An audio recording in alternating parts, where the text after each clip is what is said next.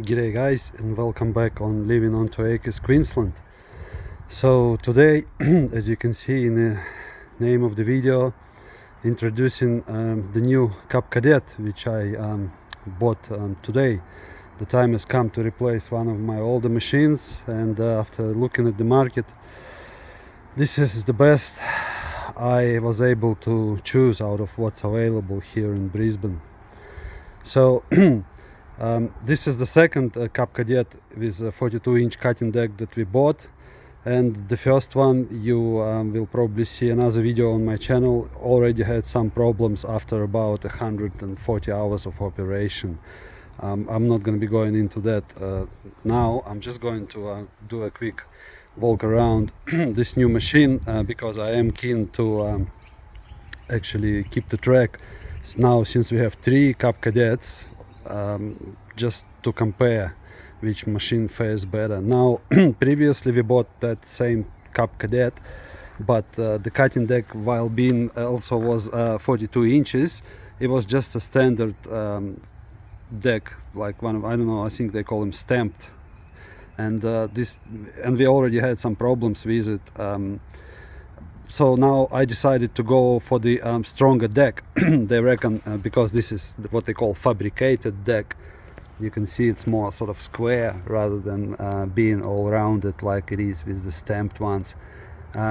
So I choose to go for that, and there was a significant difference in cost as well.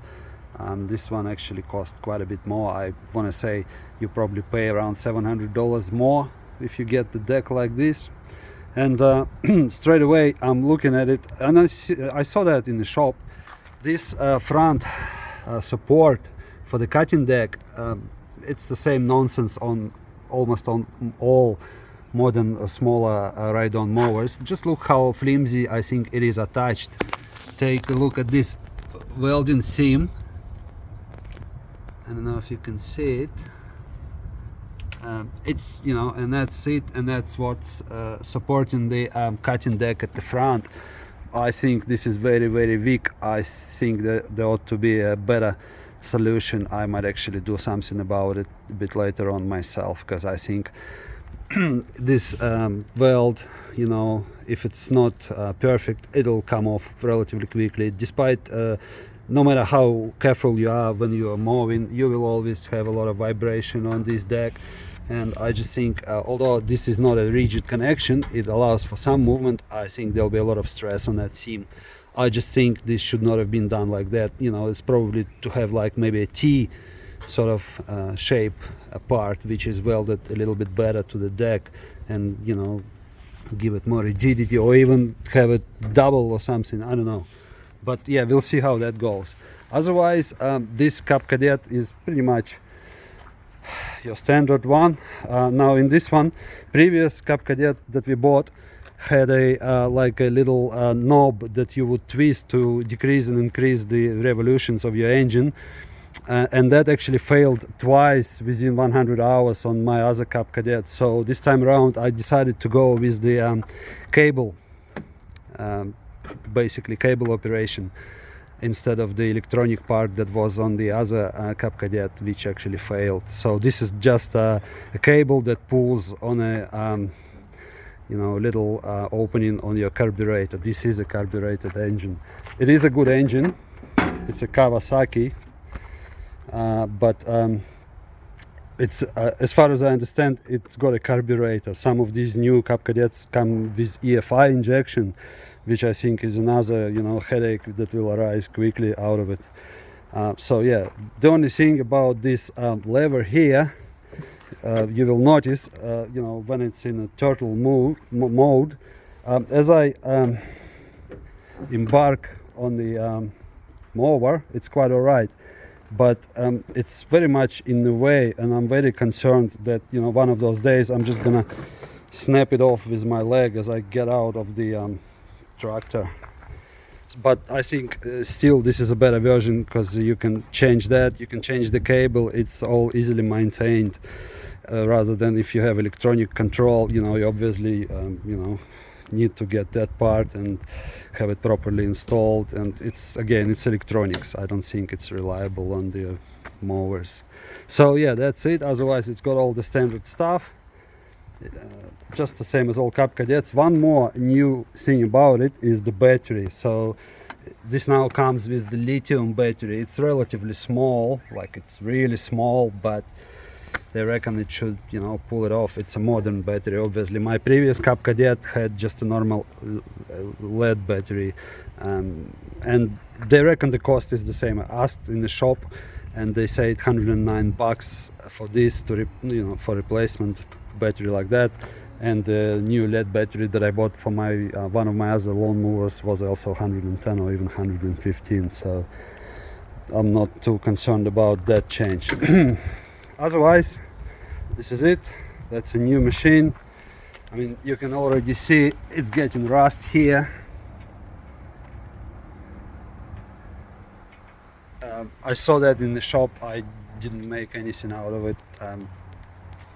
Rust it will very quickly eventually, so this is not, but still, you know, new machine comes with rust. That's disappointing. Also, that bonnet here is also plastic, as it is on all Cub Cadets, I think, of that kind. And yeah, I would prefer to have it in metal, but I'm not planning to bump into too many things, especially because it's got a bumper here. But yeah, it is plastic. The only thing, the opening is strange. It locks up at the end, probably to stay in upright position, and I just feel they could have made it smoother. Just look at that. So that ding at the end, that's when it sort of kind of locks up in the position, you know, when it's upright. And I think, you know, this could have been done better. But overall, this is still very new, just 1 hour on the clock. And I gotta run it a lot for 100 hours to make sure that if anything is due to fail soon, it fails, because I'm not planning to take it back for service to mower people. I just think anyone can, you know, any reasonable person can service these things themselves. Oil filter, you know, other filters. There's many parts that are not serviceable that would probably fail before the serviceable part will. My main concern is that electronic clutch, which is, you know, for the cutting deck, which is this. On one of our Cub Cadets, that actually failed after what, about 94 hours or thereabout, and it wasn't covered. I was told it's not covered by warranty because we have not brought the machine in for service. So, you know, they say the most likely warranty will be void. I disagree with that. I don't think it's right. That part that failed is not serviceable at all, and they don't clean it or anything like that. They don't disassemble that part during maintenance or like oil change and stuff like that. So